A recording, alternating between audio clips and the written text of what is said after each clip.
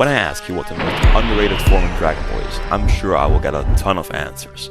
A lot of people will say Super Saiyan God, for being heavily underutilized in Super as soon as Super Saiyan God Super Saiyan, aka Super Saiyan Blue, rolled around. Another answer I get a lot would be Orange Piccolo, with people saying it's one of the forms with the biggest build-up in Dragon Ball and being the manifestation of one of Dragon Ball's most popular characters, Piccolo.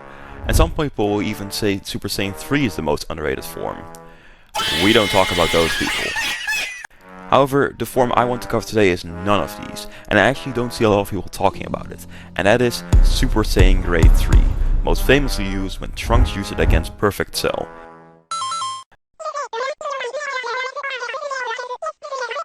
There is more to a form than just its power, and I hope I can make that clear in this video. Now, to be fair, this video was actually going to be called the most unappreciated form, so I think that description fits the form better. But YouTube really likes it when you put underrated in your title, it seems, and I need to pay my rent. So let's get into why Super Saiyan Grade 3 is the most underrated form.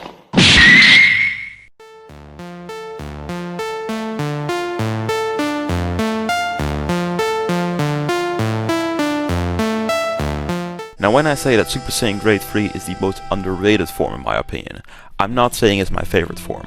That title will go to Super Saiyan 4. From Dragon Ball GT, of course. What I mean with underrated in this context is that people have not been talking or even hating on Super Saiyan Grade 3, which I don't think it really deserves. And most of the reasons why people hate this form is for really stupid reasons in my opinion. The most common reason that people do not like the form is that it's not efficient in battle. And yes, that's the whole point of the form. We see this in DragonBallSuper in the sparring match between FutureTrunks and Vegeta, where Trunks used Super Saiyan Grade 3 against his father. The reason why Trunks used Super Saiyan Grade 3 despite knowing it's a bad form is that Vegeta wouldn't take him seriously and Trunks could get in attacks he otherwise shouldn't. Vegeta even says this after Trunks pulled this move on him. So that lame form was just a ploy to draw me in and catch me off guard. The form is so bad that Vegeta immediately dropped his card after seeing Trunks use the form, because he thought he was an idiot that shouldn't be taken seriously. The fact that the form isn't good for battle ties into the fact that Super Saiyan Grade 3 has never won a fight in the entire series. Trunks used it against Perfect Cell. He didn't win. He didn't even manage to land a single hit on him in the manga. Cell even used it against Trunks as a way to mock him. Vegeta, to an extent since he used Super Saiyan Grade 2 instead of 3, well, I think we know how well that happened. Caulifla, while I don't know for sure if this is Super Saiyan Grade 2 or 3, immediately got scolded by Goku that the form is only going to make her lose the fight against him. Speaking of Goku, Goku didn't even bother to use the form after first discovering it. That's how bad the form is. Now, briefly, I want to touch on what makes Super Saiyan Grade 3 so bad and what it actually is for those who don't know. Basically, in the Cellsaga, it was the goal for all of the Saiyans that were in play at the time, Goku, Vegeta, Trunks and Gohan, to break the wall of the Super Saiyan, surpass the Super Saiyan. And rather from going from Super Saiyan 1 to Super Saiyan 2, there were 3 forms in between them. Super Saiyan Grade 2, 3 and 4. Grade 2 makes your muscles grow as you change the speed and reaction time. You can see this against the fight with Vegeta and Cell like I mentioned before. Grade 3 does the same but to a more extreme level, and Grade 4, also known as Master Super Saiyan or Super Saiyan Full Power, is the perfected variation of the form, balancing speed and power perfectly. But back to Grade 3. The fact that it's so slow is the reason that it's so bad. The trade-off for power and speed is just too severe at this point in the series. So how can I call this the most underrated form in the entire series when it's worse in combat than even the regular Super Saiyan, it has not won a single fight, and it's not relevant in the current Dragon Ball anymore? The reason I think Super Saiyan Grade 3 is so unappreciated is the fact that it highlights the contrast between 2 major characters that use the form upon its introduction. And I'm talking about Goku and probably the most famous person to use the form, FutureTrunks. Because a form can still be good if it drives the story forward, highlights character traits, or can offer obstacles for the characters using it. That's why Super Saiyan Blue is so disliked by so many people. While still being relevant in terms of power in the current Dragon Ball scheme, the form is just bland. Super Saiyan Blue does not have much build up until its introduction, the lore about the form is practically non-existent, and it does not offer anything in terms of highlighting certain character traits. It's just a power-up, which is fine, but it does not result in Super Saiyan Blue being that memorable. A lot of transformations in Dragon Ball fall into this camp. Super Saiyan Blue, Super Saiyan 3, and even Beast to an extent barely mark any of the aforementioned categories. Also, I want to make myself clear that I'm not attacking you for liking these forms. In fact, I like these forms as well, but I can be honest enough that in terms of the story of Dragon Ball, these forms do not offer much. Now, back to Grade 3. What does Super Saiyan Grade do for the two most prominent characters who use the form? Goku and FutureTrunks. Well, to understand that, we have to look at the two's personality traits to really understand what the form does for them. Place yourself in Trunks' shoes for a moment. You have witnessed your mentor stabs in the hands of androids, the same androids who destroyed your whole world. Then, you travel to another timeline to stop those same androids there. You fail. And Cell, who in his imperfect form is arguably even stronger than both 17 and 18, both those androids being stronger in the present timeline than in the future timeline, get absorbed. Then you see everyone who is dead in the future timeline, by the way, not take this threat seriously at all. And Cell reaches his perfect form. This is where Trunks loses it and uses what he thinks is the best form to handle Cell, Super Saiyan Grade 3, a form that exchanges speed for power. And to Trunks, that trade-off is worth it. Trunks has always been a naive character. Despite having such a difficult childhood, we saw this upon his introduction immediately. Also, Trunks is not a martial artist.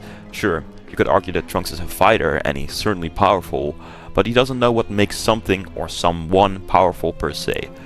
Now, revert back to the moment Trunks is fighting Perfect Cell in this form. And in the anime and the manga, this scene gets intertwined with another scene in such a beautiful way. And honestly, it might be the best way two scenes have been used together in the entire series.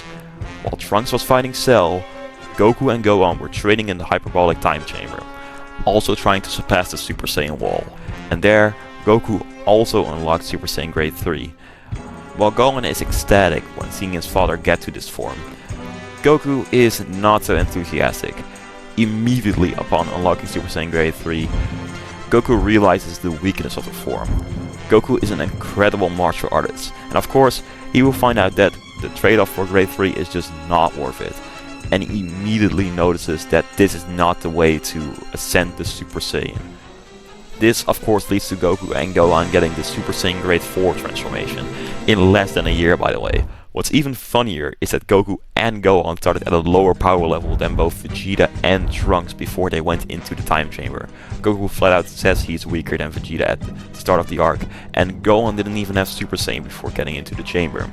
But using Grade 4 instead of Grade 3 gave the two such a lead that even with Vegeta spending another year in the time chamber, he still couldn't surpass Goku and Gohan. Now, how and why did Goku come to this conclusion so fast?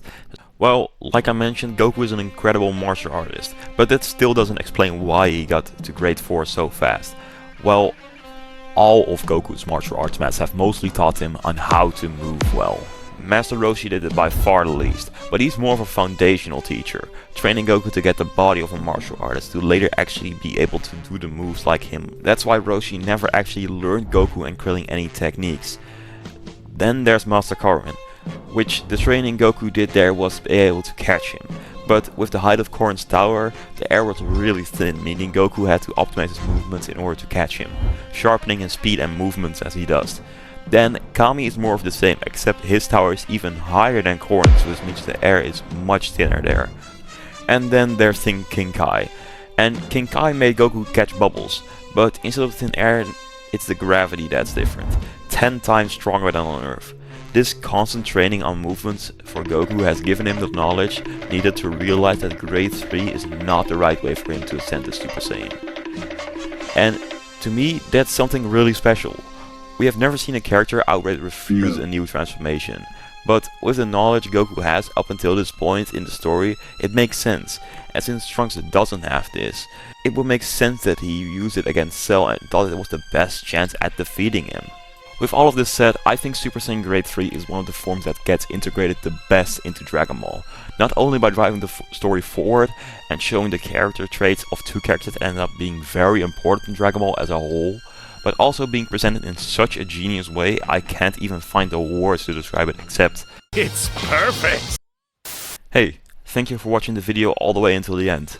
This is my first Dragon Ball long form video on the channel, so if you could do me a favor and like and subscribe, it would mean the world to me. Only if you like the video, of course. And leave a comment down below what's your favorite form in Dragon Ball and why.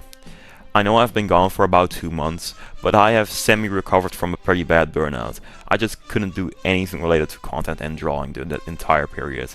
I think it's mostly because that huge project I promised that has been causing a lot of stress, coming to the point where I barely have started it. All I learned from this is that I need to stop promising stuff. I hope that's okay with all of you.